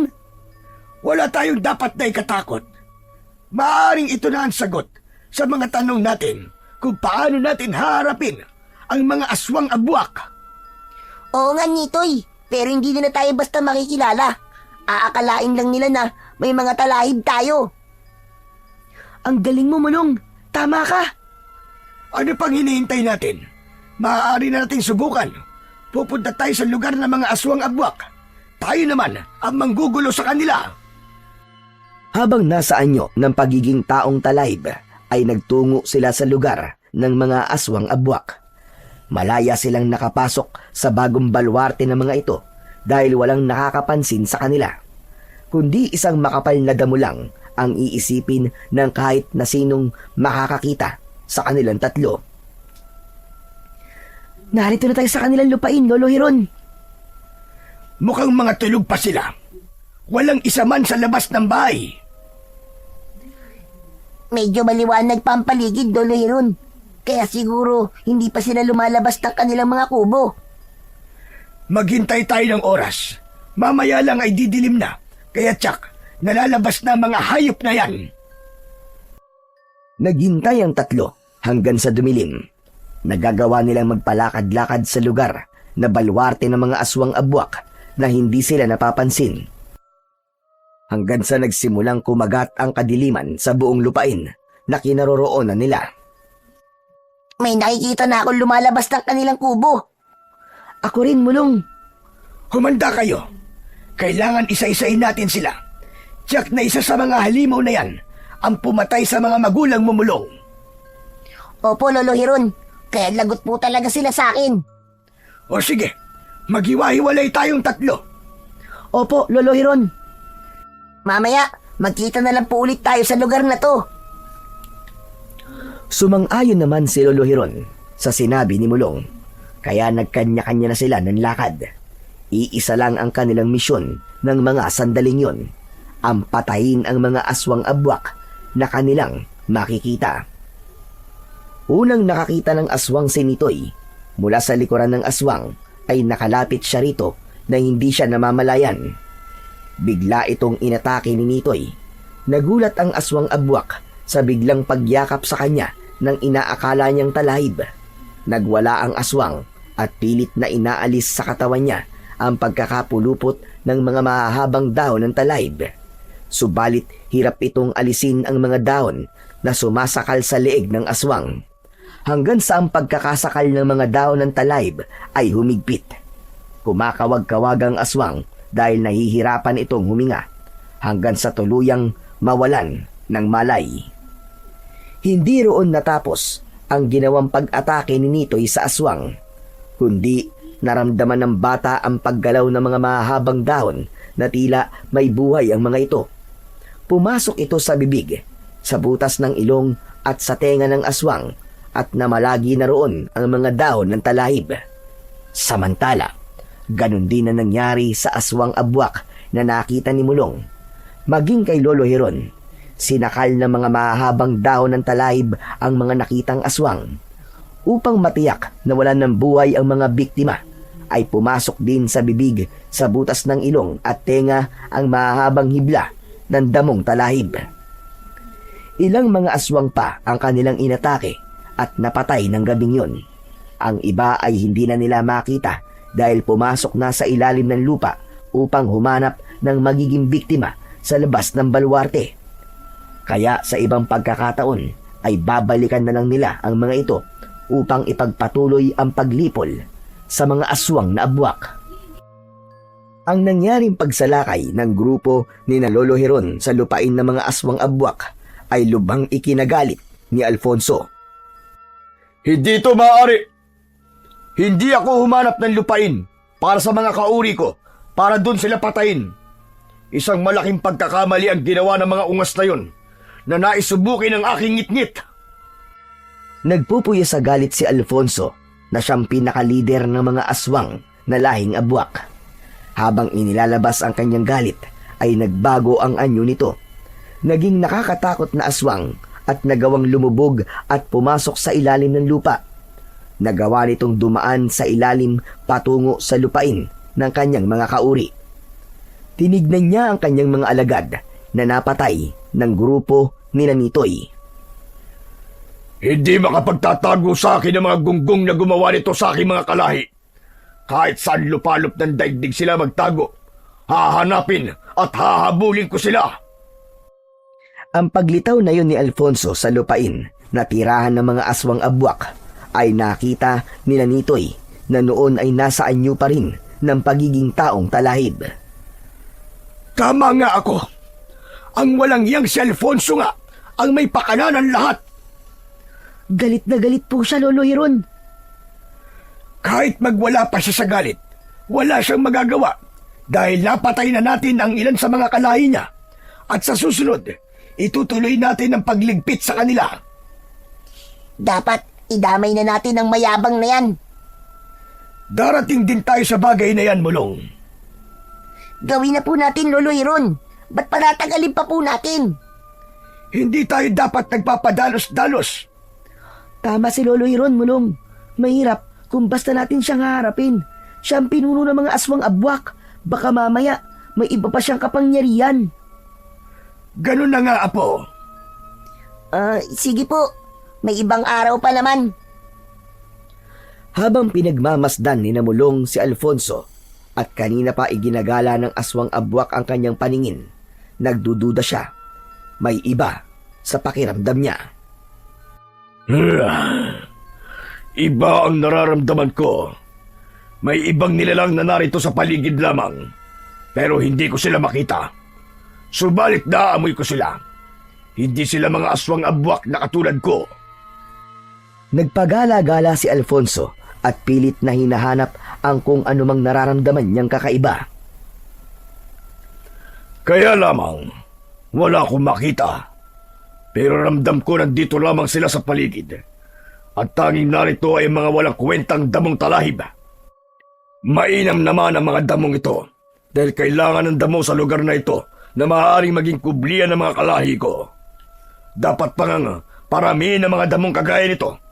Kaya lamang, asan kaya ang nilalang na nararamdaman ko? Bakit hindi ko sila makita? Biglang pumasok ang katawan ni Alfonso sa ilalim ng lupa. Nagpaikot-ikot ito sa malawak na lupain sa paghahanap ng nilalang na naaamoy niya at nararamdaman. Pagkatapos niyang magpaikot-ikot sa ilalim ng lupa, ay bigla itong lumitaw. Wala kahit sa ilalim ng lupa. Saan nagtatago ang mga yon? Ramdam kong hindi lang siya nag-iisa. Namalagi namang nasa isang bahagi lang ng malawak na lupain ang tatlo na nananatili sa pagiging taong talahib. Hindi sila maaaring bumalik sa pagiging tao dahil tiyak na makikita sila ni Alfonso. Kung nalilinlang niyo ko at nakakapagtago kayo, alam kong magkikita rin tayo. Hahanapin ko kayo para panagutin sa ginawa niyo sa aking mga kalahi. Habang nakamasid ang tatlo kay Alfonso at nanggigigil naman si Lolo Hiron at gusto niya nang sugurin ng aswang, subalit pinigilan siya ng kanyang sarili. Pero nais niyang lalo pa itong inisin, kaya dumampot ng bato si Lolo Hiron at ibinato kay Alfonso. Aray ko! May bumato sa akin! Sino ka? Nasaan kang hayop ka? Magpakita ka sa akin at harapin mo ako! Huwag kang tuwag! Inulit ni Lolo Hiron ang pagpukol ng bato. Muli ay tinamaan si Alfonso. Hayop ka! At talagang inulit mo pa! Ginagalit mo talaga ako! Nasaan ka? Magpakita ka! Huwag kang magtago! Harapin mo ko! Akala mo yata ay matatakot mo ko sa kalokohang ginagawa mo! Nasaan ka? Magpakita ka! Nagbago ng anyo si Alfonso mula sa nakakatakot na itsura sa pagiging aswang abwak ay naging isang dambuhalang paniki ito at nagpaikot-ikot sa itaas upang hanapin ang nilalang na bumabato sa kanya. Subalit napagod lamang siya sa pag-ikot ay wala siyang nakitang anuman. Nakakagigil ka kung sino ka man. Talagang inuubos mo ang pasensya ko. Oras na makita kita, matitikman mo ang galit ko. Habang naririnig ng tatlo ang mga sinasabi ng galit na si Alfonso, ay nais nilang matawa. Yun nga lang ay pinipigilan nila dahil delikadong maririnig sila ng pinuno ng aswang abwak. Dahil bigo si Alfonso na malaman ang mga nilalang na nanloloko sa kanya, kaya umalis na lamang ito. Lumipad papalayo ang dambuhalang paniki hanggang sa mawala na ito ng tuluyan sa kadiliman. Nang matiyak na ng grupo ni na Lolo Hiron na wala na si Alfonso, ay umalis na rin sila ng lugar na yon. Subalit na malagi sila sa pagiging taong talayb upang wala pa ring makapansin sa kanila. Pagdating nila sa lugar na kanilang pinanggalingan malapit sa kubo, ay saka pa lamang sila bumalik sa dating itsura. Yan, hindi na tayo taong talahib. Ang astig nun, Nitoy. Naging taong damo tayo. Tapos, hindi nila tayo napapansin. Isa yon sa pambihirang katangian na ibinigay sa atin ng mutya ng talahib. Kaya po mananatili sa inyo, Lolo Hiron, pati kay Mulong, yung bahagi ng ugat ng talahib. Para kapag kailangan nating iligtas ang sarili natin, maaari nating gamitin. Talaga, Nitoy? Hindi mo pa babawiin yung kaputol ng ugat ng talahib? Oo, Mulong. Dahil alam kong kailangan mo pa yan. Salamat, Nitoy, ah. Tsaka, nag-uumpisa pa lamang tayong ipaghiganti ang nangyari sa ating mga magulang. Tama ka, Mulong. Nagsisimula pa lamang tayo. At marami pa tayong laban na kakaharapin. Lalo na't hindi magiging madali para ubusin natin ang mga aswang abwak. Kapwa sila gutom ng mga sandaling yon pagkatapos nilang magtungo sa lupain ng mga halimaw, kaya humanap si Lolo Hiron ng kanilang magiging pagkain. Ang pinakamadaling paraan ay bunga ng mga puno na naroon sa kanilang paligid. Kailangan may mailaman sila sa kanilang mga sikmura bago magpahinga. Pagkatapos nilang makakain ng mga bunga ng puno na nakuha ni Lolo Hiron, ay nagpasya na silang matulog. Kampante sila na walang aswang abwak na muling maliligaw sa kanilang lugar dahil iniiwasan na yon. Lolo Hiron, hanggang kailan po tayo dito sa dampa? Bakit na po? Nahihirapan ka na ba dito? Gusto ko po kasi na may maayos na tirahan. Pero Nitoy, baka mahirap pa para kay Lolo Hiron ang humanap. Kasi nga, delikado pa, di ba? Ang gusto ko, Apo, magtago na muna tayo sa lugar na ito. Walang nakakaalam na dito tayo nakatira. Gusto ko rin po kasing bisitahin sana ang puntod ni Ama. Ako rin po. Kaya lang, hindi ko alam kung saan sila inilibing ng mga kapitbahay namin. Huwag kayong mag-alala. Darating din ang tamang araw na mabibisita niyo sila. Kaya lamang, huwag muna ngayon.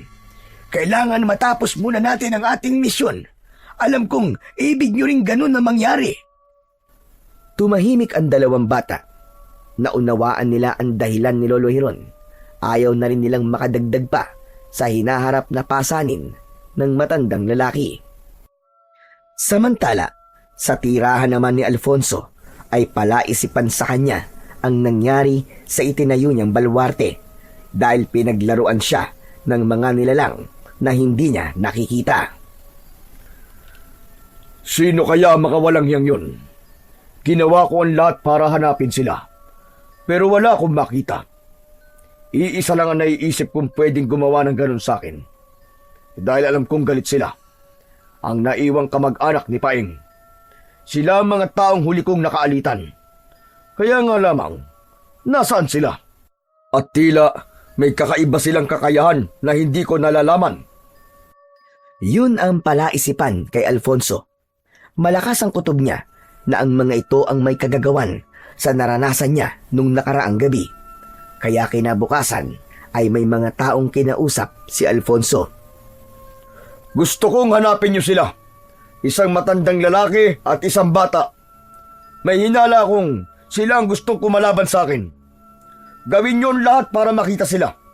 Kapag nalaman niyo kung nasaan ang maglolong yon, sabihin niyo agad sa akin.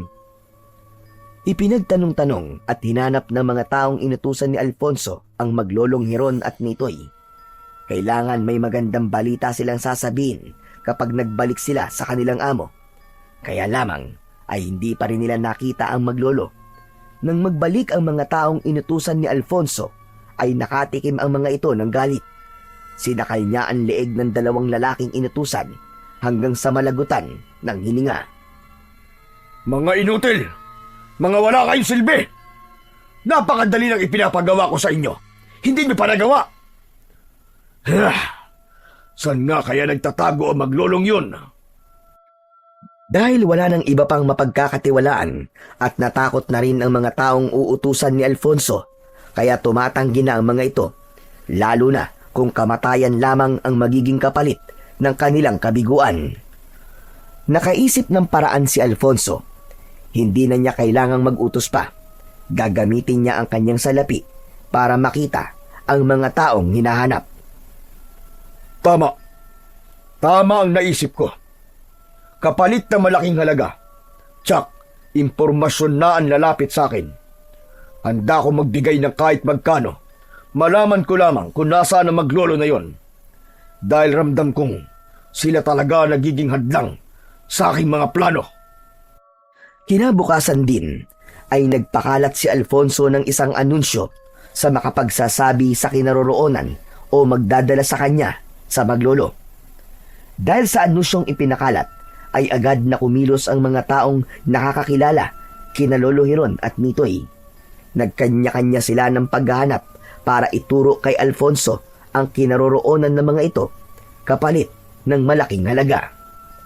Ang tungkol sa balitang yon ay agad na kumalat sa buong baryo at nakarating kay Mulong nang subukan niyang bumisita sa kanilang bahay. Tinatanong niyo sa akin kung nakikita ko ba sina Lolo Hiron at Nitoy? Oo, Mulong. Alam kong kaibigan mo si Nitoy eh. Bakit niyo naman hinahanap? May malaking halagang matatanggap ang sino mang makakapagturo sa kinaroroonan nila. Totoo ba yung sinasabi niyo? Oo, kaya nga ang mga taga rito sa baryo ay may kanya-kanyang lakad para hanapin sila. Sino po bang nagpapahanap? Ang mayamang si Sir Alfonso. Siguro may ginawang kasalanan sa kanya ang maglolo na yon, kaya ganun ang ginagawa niya. Naku, hindi po totoo yun, wala po. Ano ka mo? Ba't nasabi mong wala? Nakakausap mo ba sila, Mulong? Alam mo ba kung nasan sila? Ha? Ay, hindi po. Tsaka, hindi ko nga po alam kung nasan sila ngayon eh. Umalis na si Mulong habang nakatingin sa kanya ang lalaking kausap na tila may pagdududa sa ikinilos ng bata.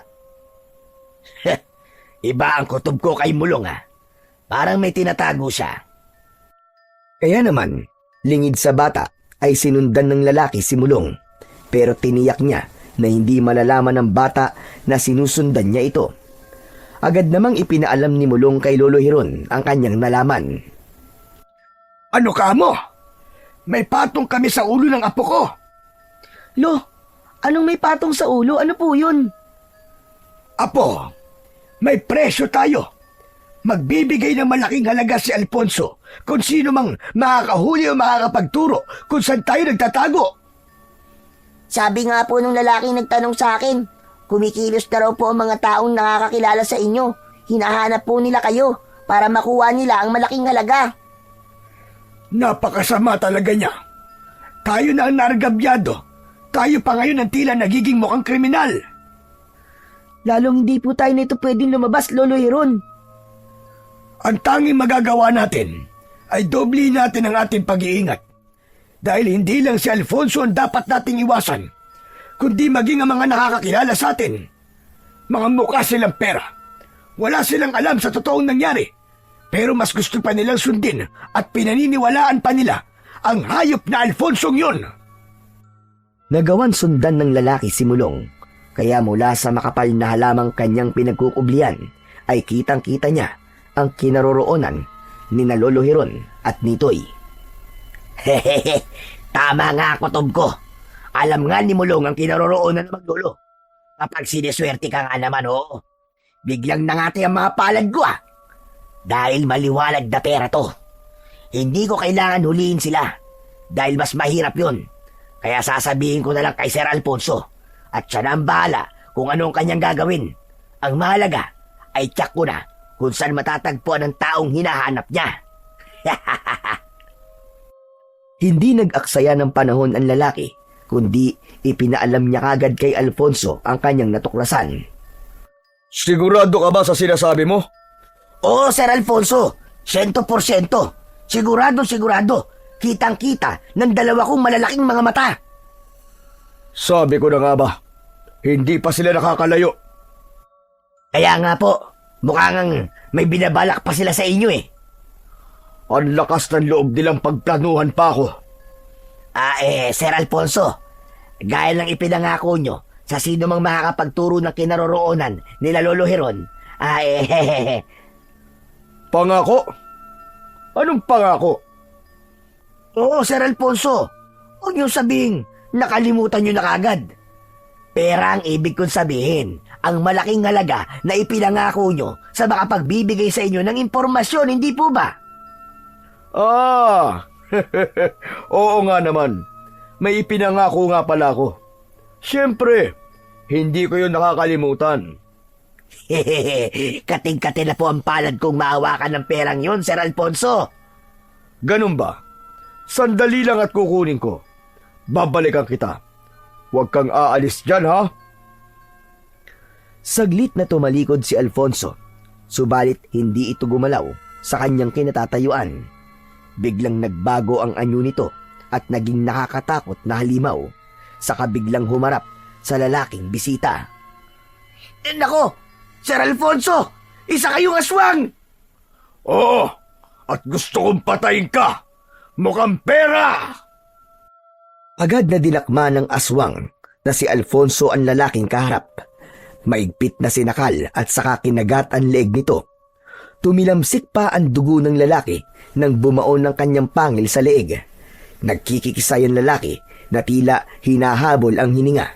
Saglit pa ay lupaypay na ito. Wala na ring buhay. Binitiwan na ni Alfonso at bumagsak sa sahig ng kanyang bahay. Masyado kayong madaling linlangin. Basta tungkol sa pera, nag-uunahan pa kayo.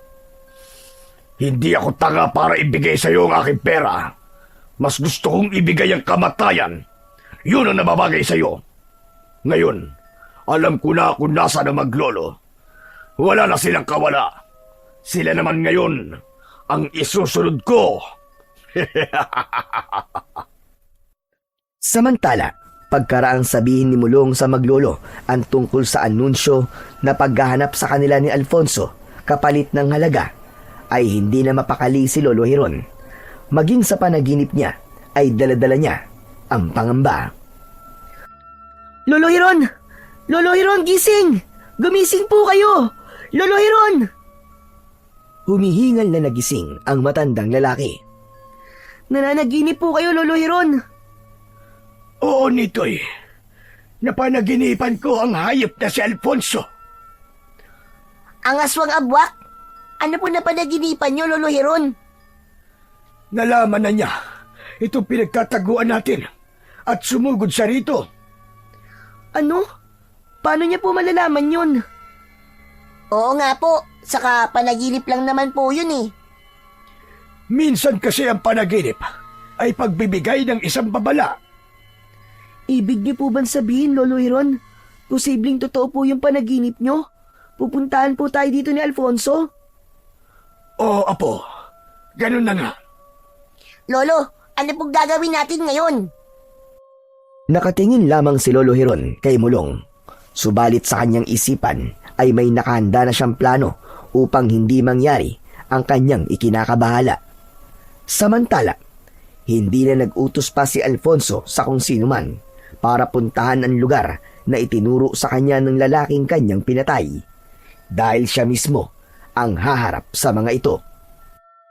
Siya ang tatapos sa maglolo para matiyak na hindi na nito magagawa ang anumang binabalak. Gamit ang kanyang taglay na kapangyarihan ay naging aswang abwak si Alfonso at pumasok sa ilalim ng lupa. Ito ang kanyang naging daan patungo sa gubat na kinaroroonan ng maglolo. Kaya lamang nang marating niya ang nasabing lugar ay wala na roon ang kanyang pakay. Nasaan sila? Nasaan sila? Bakit wala sila rito sa loob ng dampa? Galit na winasak ni Alfonso ang nakitang dampa. Alam niya at naaamoy niya na yun nga ang naging pansamantalang tirahan ni na Lolo Hiron. Wala sila. Nakaalis na kagad ang mga walang yang yun. Naisahan nila ako. Hindi ito maaari. Walang maaaring luminlang kay Alfonso. Makikita nila ang hinahanap nila. Subalit ang totoo ay hindi naman umalis ng lugar na yon ng tatlo, kundi malapit lang sa dampa ang kanilang kinaroroonan. Nasa anyo sila ng pagiging taong talayb. Nakahalo sila sa matataas na damong naroon. Kaya talagang hindi sila mapapansin. Sanhi ng nararamdamang galit ay hindi na nagtagal pa roon si Alfonso. Umalis na rin ito. Taglay ang matinding sama ng loob dahil minsan pa ay nabigo siya. Yun pa naman ang ayaw na ayaw ng aswang na abwak, ang mabigo sa mga plano. Kaya lalo lamang nadagdagan ang kanyang galit sa maglolo. Nang matiyak naman ni na Lolo Hiron na wala na si Alfonso, ay nagbalik na ang tatlo sa dating anyo. Wala na siya. Umalis na siya. Ang husay niyo po talaga, Lolo Hiron. Siyempre, lolo ko yata yan. At talagang magaling ang lolo ko. Huwag niyo na akong bulayin pa. Ang importante ngayon ay ligtas na tayo. Paano po kung bumalik po siya, Lolo Hiron? Hindi na babalik yun, Mulong. Dahil ang iisipin niya ay lumayo na tayo para hindi niya makita. Mukhang ayaw niya talaga tayong tigilan, Lolo Hiron, no? Dahil ang gusto niya ay tapusin tayo ng tuluyan. Alam na niya na tayo ang hadlang sa kanyang mga plano. Lolo, importanteng mapatay na po natin ang pinuno ng mga aswang na abwak para matigil na rin po ang paggasik nila ng lagim dito po sa baryo natin. Tama ka, Apo. Para wala nang mapahamak at magbuwis ng buhay. Ang hangarin na lipulin ni na Lolo Hiron ang lipi ng mga aswang abwak ay totoong hindi madali. Lalo na't ang mga naturang kampon ng kadiliman ay may kakayahang pumasok sa ilalim ng lupa. May kakayahang makapagtago kapag nalalagay sila sa panganib. Kaya pala isipan sa kanya kung paano ba sila magtatagumpay na gawin ang kanilang misyon. Sa pagtulog ni Nitoy ng gabing yon ay nagkaroon muli siya ng isang panaginip. Sa panaginip niya'y narinig niya ang mahiwagang tinig na minsan ay nag-utos sa kanya para hukayin sa lupa ang ugat ng talayib. Klarong-klaro sa panaginip ni Nitoy ang kanilang dapat gawin upang magtagumpay sila. Gusto silang tulungan ng tinig dahil ang kanilang tanging hangad ay para sa katahimikan ng baryo. Ang matapos na ang kasamaan at hindi na lumakas pa ang puwersa ng mga aswang abwak na tuluyang makakasira ng kapayapaan. Nang magising si Nitoy, ay agad niyang kinausap ang kanyang Lolo Hiron at ang kaibigang si Mulong upang gawin ang inuutos ng mahiwagang tinig sa kanyang panaginip. Ano ka mo? Magtatanim tayo ng mga talayib sa paligid ng baluarte ng mga aswang. Opo, Lolo Hiron, ganun nga po. Paano naman natin gagawin yun? Makikita nila tayo. Mulong, gagawin natin yun habang nasa anyo tayo ng pagiging taong talahib. Kaya hindi nila tayo mapapansin. Dapat nating matamnan ang paligid ng kanilang baluarte. Maraming talahib ang kailangan natin. Oo, ganun na nga. Kaya pagtsatsagaan natin gawin yun. Kung yun lang ang tanging paraan, gawin natin. Tama po kayo, Lolo Hiron. Magtutulungan po tayo. Kung sa gagawin natin yon ay mauubos na po natin ang mga aswang na abwak. Nang sumunod na araw, ay agad nilang ginawa ang ibig mangyari ni Nitoy Ayon sa kanyang panaginip, pinagtiyagaan nila ang pagtatanim ng mga talahib. Ganun na lang ang pagtataka ng tatlo dahil sa maikling panahon lamang ng kanilang pagtatanim ay agad na lumago ang mga dahon at lumaki ang mga puno ng talahib na kanilang itinanim. Napansin yun ng mga naninirahang aswang abwak sa baluarte, kaya lamang binaliwala nila, lalo na't para sa kanila ay mga damo lamang yon. Makakatulong pa nga ang mga damo upang makapagkubli sa mga tao ang kanilang binuong pamayanan. Nasimulan na ng grupo ni Lolo Hiron ang kanilang plano. Ngayon naman ay kailangan manatili si Alfonso sa loob ng baluarte upang magkaroon ng katuparan ang ibig nilang mangyari. Isang aswang abwak ang ginawang bihag ni Lolo Hiron at itinali niya ito sa gitna ng lupain ng mga aswang. Nalaman yon ni Alfonso kaya galit na pinuntahan ng lugar. Tinipon niya ang lahat ng mga aswang abwak na naroon upang pulungin ang mga ito. Sapagkat hindi niya gusto ang nangyari, paanong ang baluarte ay napasok ng kung sino mang nilalang at nagawang bihagin at igapos ang isa sa kanilang mga kalahi. Isang kapabayaan ang ginawa nyo. Hinahayaan nyong napapasok ng ibang nilalang ang loob ng baluarte. Magiging panganib yung para sa atin. Lalo na, katulad yung mga kauri ko. Dahil posibleng may gawing hindi maganda ang nilalang na nakapasok dito. Kaya ayoko nang mauulit pa ang pangyayaring ito. Samantala, habang nagpupulong ang mga aswang abwak na pinamumunuan ni Alfonso, ay naglagay na ng mga tuyong dayami sa paligid ng baluarte sina Lolo Hiron. Natapos nyo ba lagyan lahat ng lugar na posibleng maging daan palabas? Opo, Lolo Hiron, tapos na po. Pero sabi niyo nga po, Lolo Hiron, may kakayahang pumasok sa ilalim ng lupa ang mga aswang abwak, di po ba? Oh, ganun nga. Pero ang mga ugat ng damong talahib ang hangad lang sa kanila. Hindi nila magagawang makaalis, kaya mananatili lang sila sa loob ng baluarte. Ayos naman pala, Lolo Hiron, kung ganun. Napag-isipan na ni Lolo Hiron ang lahat, Mulong, kaya huwag ka mag-alala. Ang astig talaga ni Lolo Hiron, no? Mamaya lamang ay magbibigay ako ng hudyat para sindihan ang mga dayaming ikinalat natin. Ang apoy mula sa dayami ang tutupok sa mga aswang at lilipol sa kanila. Sige po, Lolo Hiron, handang-handa na po ako. Basta tiyakin nyo lamang na mananatili kayo sa inyo ng pagiging taon talahib para hindi pa rin sila makahalata at maging ligtas tayo sa ating gagawin. Opo, Lolo. Humanda na kayo. Pagkabigay ko ng hudyat, ay agad dating sisindihan ng mga tuyong dayami na nakapaligid sa baluarte, lalo na sa mga daanan nila. Takot sila sa apoy, kaya hindi sila makakalapit at matataranta ang mga aswang abwak. Sa gitna ng baluarte, kung saan ay patuloy na kinakausap ni Alfonso ang kanyang mga kauri, ay matamang nakikinig pa rin ang mga aswang abwak. Dahil kailangang wag na silang magkamali, sapagkat may parusa mula kay Alfonso ang mahuhuling nagpapabaya at hindi nakikinig sa kanyang mga utos. Kapag nalaman ko na merong hindi ako sinusunod, isa lang ang hatol ko sa kanila. Kamatayan. At wala nang bahagi sa ating lahi. Hindi ako bumuo ng grupo para lamang suwayin ako. Ako ang inyong pinuno na dapat igalang at sundin.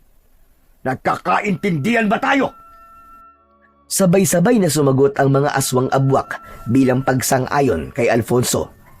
Pagkatapos ng kanilang pagtitipon, ay hindi papayag si Alfonso na walang konting kasayang magaganap. Magkakaroon sila ng konting salo-salo. Kapag nagsimula na ang salo-salo, ay yun ang pagkakataong hinihintay ni na Lolo Hiron upang simulan ang pagsunog sa mga dayami na lilipol sa mga aswang abwak. Ganap nang natapos ang pagpupulong at inilabas na ang mga sariwang karne ng hayop na pagsasaluhan nila. Maging ang mga alak na hinaluan ng sariwang dugo ng hayop ay inilabas na rin. Lolo Hiron, nagsisimula na po ang kainan nila. Nakita kong sagana rin sila sa alak, kaya mas mainam kung hihintay nating malasing sila nito'y. Ayos, tama po yun, Lolo Hiron. Kapag mga lasing na po sila, tsak, matataranta po ang mga yan. Hindi rin sila makakapag-isip na maayos. Kaya magiging madali na para sa atin na lipulin silang lahat. Yun na nga ang ginawa ng tatlo. Naghintay na lamang sila hanggang ganap na malasing ang mga aswang abwak na nagkakasiyahan. Naroon din si Alfonso na hindi iniwan ang pagtitipong yun. Sinamahan niya ang kanyang mga kauri. Hanggang sa makita ni Lolo Hiron na tinamaan na ng iniinom na alak ang mga alagad ng kadiliman. Mulong, Nitoy, ngayon na, maghiwalay kayong dalawa. Dito naman ako sa lugar na ito. Sisindihan na natin ang mga tuyong dayami. Gawing mabilis ang pagkilos. Sige na, gawin nyo na. At mag-iingat kayo. Agad na tumakbo ang dalawang bata na nasa anyo ng pagiging taong talahib. Pinuntahan ng lugar kung saan naglagay sila ng mga tuyong dayami. At gamit ang posporo ay sinindihan nila ang mga tuyong damo at agad namang sumiklab yun. Nagsimula ng magliyab ang mga tuyong dayami. Tila wala pa rin kamalay-malay ang mga aswang abwak sa nangyayari. Hanggang isa sa kanilang kasamaan ang nakakita ng paglaki ng apoy. Biglang natulala ang tumingin sa lugar na pinagmumula ng sunog ng mga kampon ng dilim.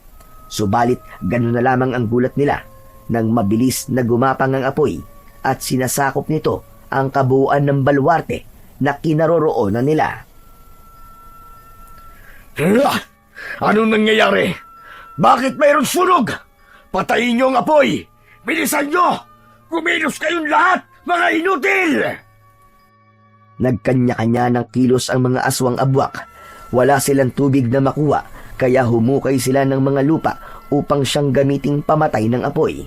Kaya lamang, hindi pa rin nila maapula ang apoy na patuloy sa paglaki. Kumilos kayo! Kailangan makaalis tayo sa lugar na to. Gamitin niyo ang inyong kapangyarihan para makapasok sa ilalim ng lupa at gumawa ng daan papalabas! Bilisan niyo! Magsikilos kayo! Nagmamadaling pumasok sa ilalim ng lupa ang mga aswang abwak upang makagawa sila ng lagusan papalabas ng lugar na yon at maiwasan ang apoy na nakaharang sa lugar na maaari nilang daanan. Kaya lamang bigo sila. Hindi sila makaalis sa lugar na yon kahit pa sila dumaan sa ilalim ng lupa. Pinunong Alfonso! Hindi kami makadaan palabas kahit sa ilalim ng lupa! Imposible yun! May humaharang po sa amin. Ang ugat ng talayib, humaharang po sa daraanan namin. Ano ka mo? Ugat ng talayib? Hindi kinakaya! Hindi pangkaraniwang ugat, Pinunong Alfonso. May pangontra ang mga ugat na yon, paikot sa ating baluarte, kaya hindi kami makalabas. Dahil hindi makapaniwala si Alfonso, ay sinubukan niya yon. Subalit tama nga ang sinabi ng kanyang alagad.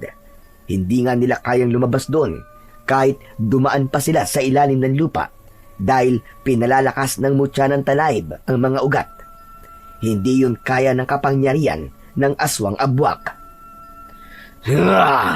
Hindi ito maaari. Kailangan makalabas tayo rito. Pinuno, palaki na ng palaki ang apoy. Patuloy nang gumapang ang apoy at nasasakop na nito ang kabuuan ng baluarte. Hindi magawang makatakas ng mga aswang abwak. Isa-isa na rin silang kinakain ng apoy, kaya tanging ang kanilang sigawan ang maririnig. Nagpipilit namang gumawa ng paraan si Alfonso. Naging isa itong ibong uwak upang makalipad ng mataas at makatakas. Subalit lumakas pa ang apoy at bago pa nakalipad papalayo si Alfonso na nasaan yung uwak ay nasunog ang kanyang mga pakpak. Nahirapan siyang ikampay yun kaya bumagsak at ganap ng natupok ng apoy. Tanging sigaw na lamang ng uwak ang maririnig hanggang sa tuluyan na itong maging uling at abo. Kitang-kita nila Lolo Hiron, Mulong at Nitoy ang pagkasunog ni Alfonso at ang pagkatupok sa kabuuan ng baluarte ng mga aswang. Ang lugar na yon na dating taniman ng mais ni Paeng na ama ni Nitoy ay muling nasunog. Subalit sa pagkakataong yun ay ang mga aswang abwak na naroroon kasama ang kanilang masamang lider na si Alfonso. Dahil sa pangyayaring yun, ay nabigyan ng katarungan ang sinapit ni Mariana, ni Paeng at ng mga magulang ni Mulong. Wala na ang mga aswang na nagpagulo at nagdala ng lagim sa baryo. Maging ang sakim nilang pinuno ay natapos na rin at nilamon ng apoy. Tila naibsan ang bigat na daladala ni Lolo Hiron dahil wala na ang mga nilalang na nagpahirap sa kanila. Makakapagsimula na sila ng bagong buhay na walang anumang kinatatakutan. Samantala, sa panaginip ay muling nakausap ni Nitoy ang mahiwagang tinig. Inutusan siya na ibaon muli ang ugat ng talayib kasama ang mga bahagi na ibinigay niya kay Lolo Hiron at Mulong. Sinunod ni Nitoy at ayon sa mahiwagang tinig ay upang magamit naman yun ng iba pang nilalang na katulad nila ay makakaranas din ng pagsubok at panggugulo ng kampon ng kadiliman. Subalit hindi na sa lugar na yon, kundi sa iba pang lugar. Ipinagpasalamat na lamang ni Nitoy ang ginawang pagtulong at pagtitiwala sa kanya ng mahiwagang tinig para bigyan ng kalutasan ang problema at pagsubok na kanilang pinagdaanan. Tapos na ang lahat. Tapos na ang dilim sa kanilang buhay ni Lolo Hiron. Handa na silang harapin ang liwanag na naghihintay. Madalas puno ng pagsubok at kadiliman ang buhay ng tao. Hindi tayo dapat panghinaan ng loob, kundi maging malakas sa hamon ng ating buhay dahil laging may paraan upang ito ay malagpasan. Isipin natin na laging may tutulong at gagawa ng paraan ang may kapal upang ito ay ating malagpasan.